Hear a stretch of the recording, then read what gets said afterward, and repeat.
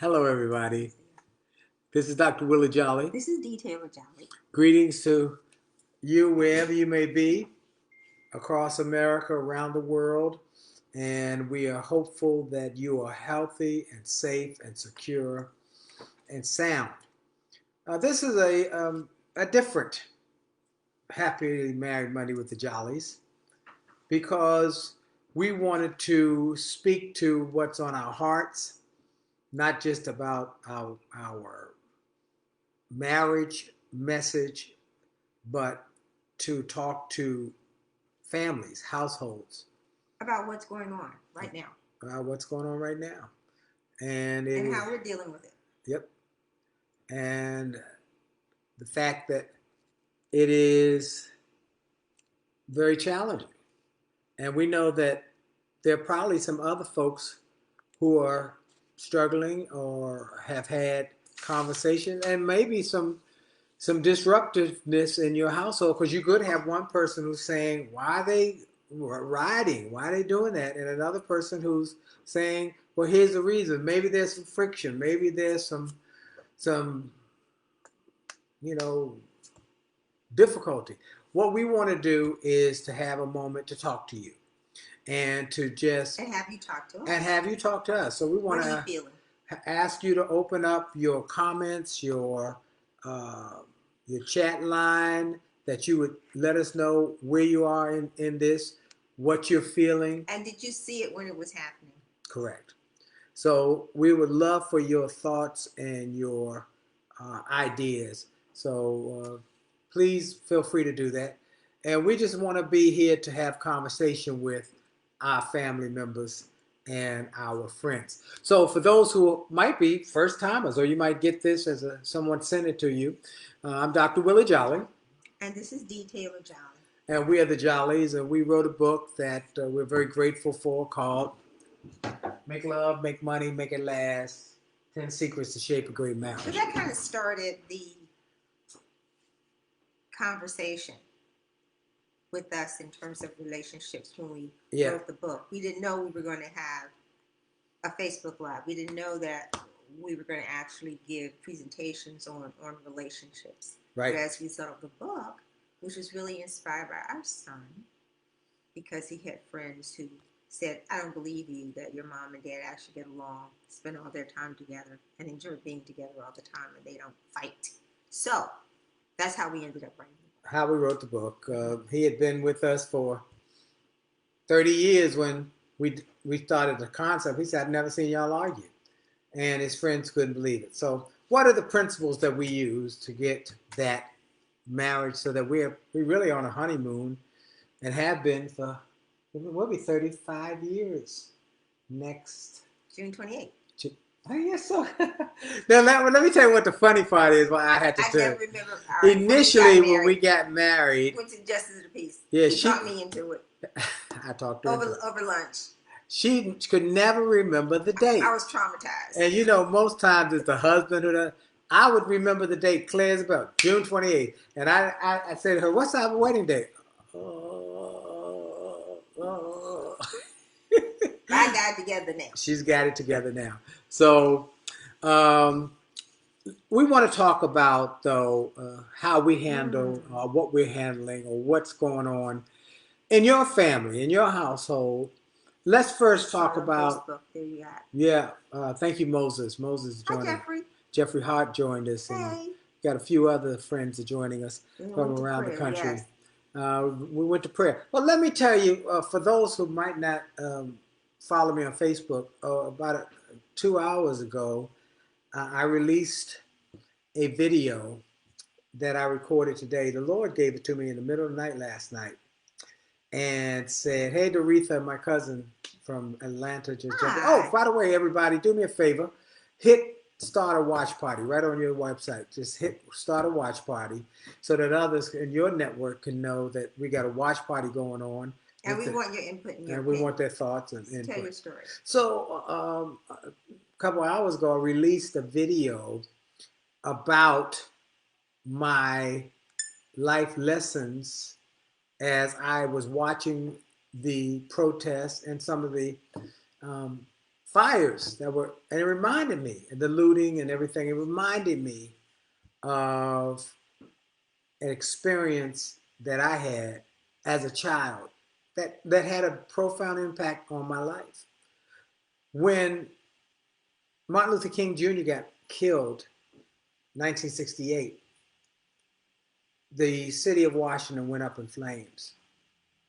And my dad took my brother and I, a couple of days, a day after his death, down 14th Street, which was all ablaze. You could see the smoke in the air. You could hear the fire engines. It was traumatic. And he took us for a walk down 14th Street. He was a journalist, and he had his camera. And we got to the giant food store at 14th and Homemead, and the people were looting the store, and the police had thrown up their hands. And I said as a child to my dad, Dad, look, free food. Let's go get it. Candy and goodies and snacks. And he said, no. But, no. No one will know. He said, you will know. And he said, and let me tell you a life lesson here. Integrity is doing the right thing when nobody is watching.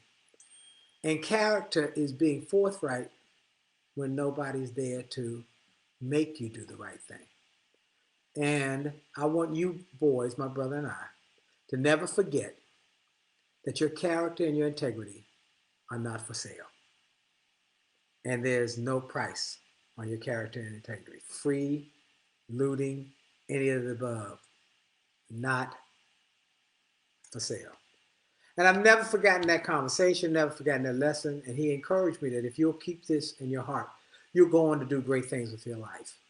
And so today I made a video sharing that story. If you follow me on Facebook, it's on my Facebook, it's on all my social media. So what do you do with all the ones who don't have fathers? And I say to them, I say that I might be your dad. I might be a father figure to these ones who I love, the kids I've never met, but they need a father figure. And now that I am a father and a grandfather, that I want to share that lesson with them so that they can make wise choices. And so do me a favor, folks, share that video. It's on my Facebook. Tag it, share it, post it, and send it to everybody you know, particularly those with children, those with young people, maybe some single moms who have kids who need a father figure, who need a word of encouragement. So anyway, how are we dealing with it? We are dealing with it. And Dee tells a different story about... A very different story about the 68 riot. Now, he was going out along 14th Street with his dad and his brother. I was at Howard University. Say it, you gotta speak up. I was at Howard University while he was going to the grocery store with his dad. So that would suggest that we're talking about a difference in ages here. Okay, so I was in college, and when the riot started, I was in the dorm, and we were required to stay in the dorm on 16th Street. And we watched the smoke and got calls from our parents because there was only the phone in the hall. No one had cell phones back then, saying, how are you? We're seeing it on TV. Are you okay? Don't go out. So it was, for me, it was a very frightening time to be away from home and to not know if the looters were going to march further up 16th Street, which is something that we're seeing actually now. Yeah. Willie went for a bike ride. So we have a curfew. We have a 7 p.m. curfew. And so Willie went bike riding for a few minutes and went up to Bethesda, into D.C. to Bethesda. And there had been looting there. So for me, the whole concept of, yes, let's march, let's vote to make a difference. But when you destroy somebody else's property, it takes the focus away from the problem and makes it seem as, or it minimizes the problem, and it just seems as if we just want to take advantage of other people. So how, when we talk about that, How are your family? How are your family being impacted? Are you and your wife on the same page? Are you and your husband on the same page?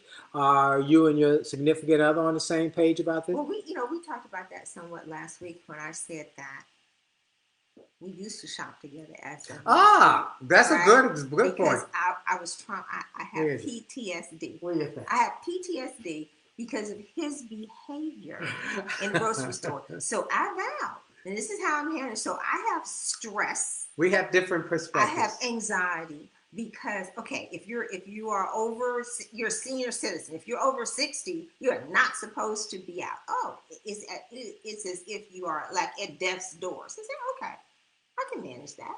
I'm healthy, but I will protect myself. I am out with him, and he's talking to everybody. And because of his behavior last week, I was so traumatized. I'm like, I'm not going to go with him to a retail store again until a vaccine has been proven and I get to take it. Get your little thing. I started. Go ahead. Y'all got to see this. Okay, y'all got to see this. She's a piece of work. So I said, I will go to the grocery store on my own. Without me. On my own is without you, sweetheart. Very, very early in the morning. But I'm prepared. Here's my sweetie pie. You got to see oh, Lord. She done got the whole get up.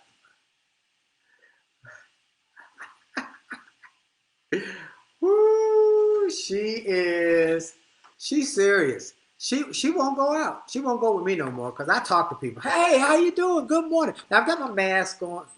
There she is. So this is how I looked when I went to the store today. New York tough. New York tough. There you go. So I am prepared. And I even have the gloves. The gloves. I got the gloves. The gloves.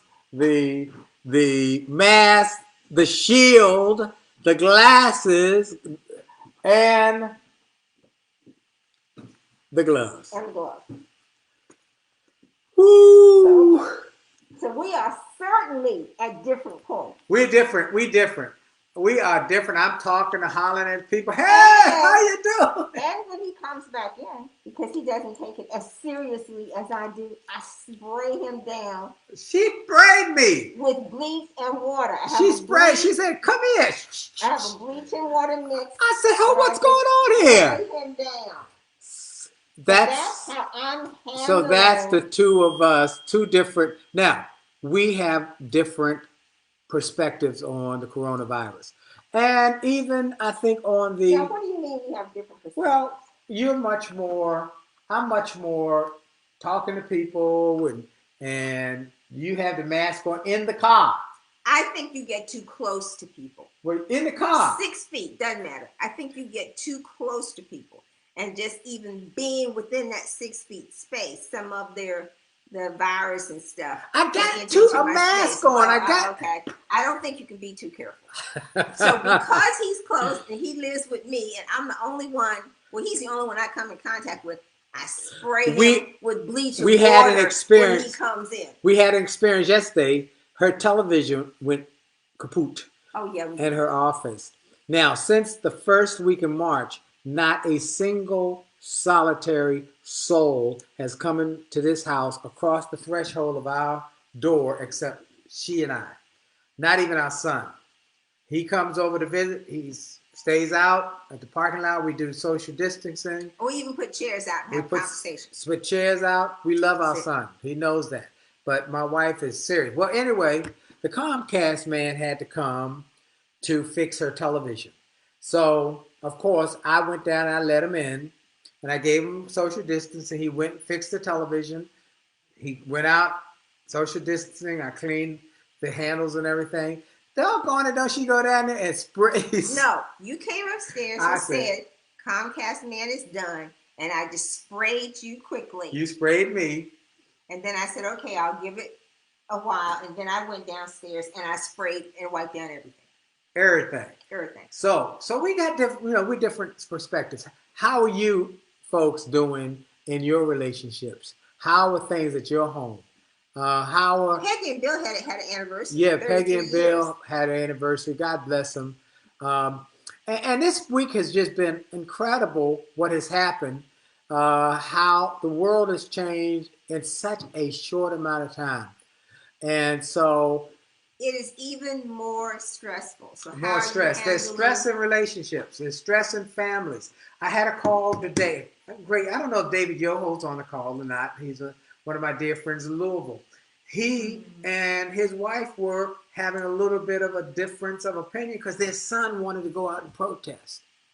And and there was some yes, no. I don't think. And one said yes and one said no. It could create some stress. So what's the challenge with so that's several different generations. Yes. Okay? Yeah. So, and that was the issue that one of the commentators talked about. So the young people are like, and I get that. I need to go out in solidarity with this is not right. We actually saw this police officer, kill this person. We have to go out and peacefully march. The challenge is with the closeness of being in the protest, you could be asymptomatic and bring that back in, those germs, the virus back into your home. Right. And infect the next generation, your parents. That's right. I want to say hello to Sandra Jones Johnson, friend from elementary, junior high, high school, and her mom was one of my spiritual mentors, and we give God glory for her. I want to say hello to Daniel Cardozo, and from Brazil. Okay? We've had people come in from Michael Smith from Care First. We got a lot of folks coming in. So Moses, yes, I have a mixture of water and bleach. That's just a fine mist. And when he's been, like when he was with the Comcast guy and came back upstairs, I just kind of just sprayed that whole area where he was standing. Now, here's the question. Some people would get upset. Some couples would have, because one of them is very anal, and one of them is more loosey-goosey, and one of them is more... But I'm always trying to protect him. Yeah, okay. I go out on my bicycle, I'm talking to people. And I have my mask on. Do you have your mask? Yeah. Do you have your gloves? Yeah. Yeah, I have them. I have my stuff on. So he makes fun, but he normally falls in line, but he is not as... I'm not even going to say anal. He's not as careful as a man. So those are two different ways of approaching. While we got Jeffrey Hart on the phone on the line today, he's on the call. He's on the Zoom. I want to read out of the book. There's a piece about Jeffrey and his wife, Denise Brown Hart, and it's there in chapter number 1, Friends First, out of the book. They're in chapter number 1 because they give such a great example of family who were friends. They were friends first, and they have been married we've been married 35 years. I think they probably have been married close to 40 years, and they're just a great example of a friendship that blossomed into a great marriage. And here it is. Some relationships start as friends and grow into love. This is page number 19. These relationships are often among the most enduring. We have 2 friends, Jeffrey and Denise Hart, who were best friends in high school, Coolidge, by the way, in D.C., and continued to stay in touch during college, even though they weren't dating. They dated other people during their college years, but none of these people connected with them on a basic level of friendship like they connected with each other. Their jobs moved them to the same city, and they rekindled their friendship. Eventually, they fell in love and got married. They have been successfully married for over 30 years, almost 40 now. They act like newlyweds whenever you're around them, and they have 2 beautiful daughters and a grandbaby, which will be here in July, I believe. Aww. So another example why our relationship, we can have different opinions, is because we're friends. Think about it, folks. You should be married to somebody who's your friend, because when you're friends, you can at least disagree without being disagreeable. Would you agree? And we can have conversations with each other about the whole situation. This is a tragic, very difficult time. I think it's important. I think it's easy. Well, when we say you should be married to your best friend, sometimes that's not the case. No. Okay. That's not. So what do you do then? If you want to stay married, if you want to get to, I at least want to come home, right, and I at least want to like the person that I'm with. You have to work. You have to work at it. What does that mean? How you talk. One of the main issues with the situation. What? I know you got some. I know she got. She always had. But I adjusted.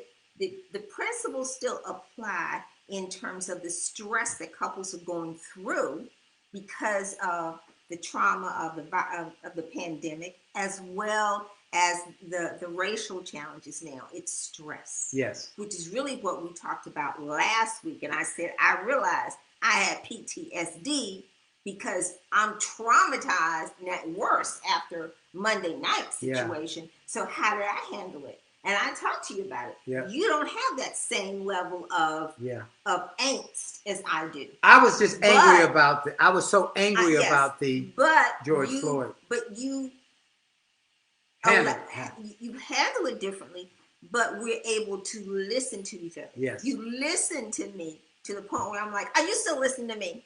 Because I have to get We went out. on a ride. So she said that night, can we go for a ride? I've been stuck in the house. Can we go for a ride? He always drives. And I drive. And from the time we left the house for about an hour and a half, I just said, It wasn't quite an hour. Not quite. Whatever, but she had to get it out. What it says is that how do you relieve your stress? Yes. Since he's the only person that I really talk to in terms of he's my best friend, I want to make sure he understands absolutely everything that I'm feeling. And I think that in a lot of relationships, people don't really do that because the other person isn't listening. And there is, of course, it says, how do you handle stress? First, you got to recognize that you're upset. Yes. This whole situation is upsetting. That's and right. That it's okay to be upset. It's okay to be upset, and it's okay to be angry, and it's okay to be hurt, and it's okay to be teed off, because this was a tipping point for America to see firsthand. And by the way, I have been... Thank God for cell phones. Yeah. Look, as my friend... Thank God. One of my friends said cell phones that... with cameras. That we're back... I see my friend Scarlett Hart joined us from Roosevelt, people who I went to school with and high school. When we were in high school, there was a popular song called "The Revolution Will Not Be Televised." Well, here's what I've learned, that's not quite right. Now the revolution is not only televised, but it's digitized. And repeated. Over and over. And if it hadn't been for that, station, we would not know what had been done unfairly, illegally to George Floyd. How many others? That's George right. Floyds have there been? Oh, we wouldn't have known about the lady in Central Park. Years. Who it's one after another. Lady in Central Park who called the police on a man because he was bird watching. He asked her to leash her dog. Or we wouldn't have known about the Arbery who was out for a jog. We wouldn't have known all of these things. We wouldn't have gotten any commentary on it. It would have been just under the rug. So what we're saying is this creates stress in relationships, creates stress in your marriage, creates stress in how you talk to each other. So how do you handle stress with each other? Right. So I handle my stress by making decisions out of things that I can't control. Like, I'm going to wear the face shield. I'm going to wear the mask. I'm going to wear the gloves. And I'm not going to take him with me when I go grocery shopping. I will go and be in line at 7 a.m. That's the way she can keep me from going with her. Because she knows that if she gets up early before I'm not going, she just beats me to the punch. I I told her this morning. I came in downstairs this morning, and I said I was on my way to come get you so we could go to get some groceries. I already done it. She had been gone and back. There were the fruit. I said, "Oh, do tell." So, and the same thing. So that's how I can control the situation. But we talked about it, and he has a sense of humor. And he. Case in point, put a point. Sense of humor, folks, even in tough times. Sense of humor. I got a great little tweet for my son today, and it's a picture of, it's a funny picture of a little kid, a little baby. Let's see if y'all can see that baby. Okay, y'all see that baby? All right, y'all see that baby? This is funny. You need a little humor here. It says, "Hey, folks, hey, a guy in a robe tried to drown me." And I kid you not, my family just stood there taking pictures. That's what you need, a little levity to in these tough times. But you have to be able to talk to each other. We talk to each other. Yes, we do. And so, and listen, that's the missing key. Okay, because I'm in the communication space and I read all this information about what people say about, listening and why you should listen. But the key comes down to taking a deep breath and actually listening and not talk. Right. Now, gentlemen, I'm saying to all of you, one, listen to your mate. Sometimes, and wives, listen to your husband. And wait, you don't have to have a solution. Now, I know that he's driving. He likes to drive his little electric car. Okay, so that's making him happy. But I'm able to get out everything that I'm feeling. I don't expect him to solve the problem. I just want him to listen. And I also know that sometimes he really is not intently. He pretends. I've been with him so long, I know. But it's the fact that he wants to be in the space with me, and he is attempting to make me feel better. And that means everything. Wow. So guys, ladies, well, if anything from this, listen to each other. Take time with each other. Understand we all are stressed.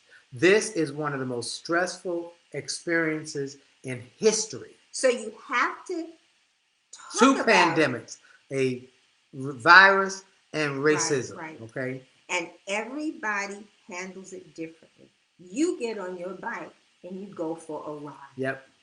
Okay. I start my morning off now with actually a walk.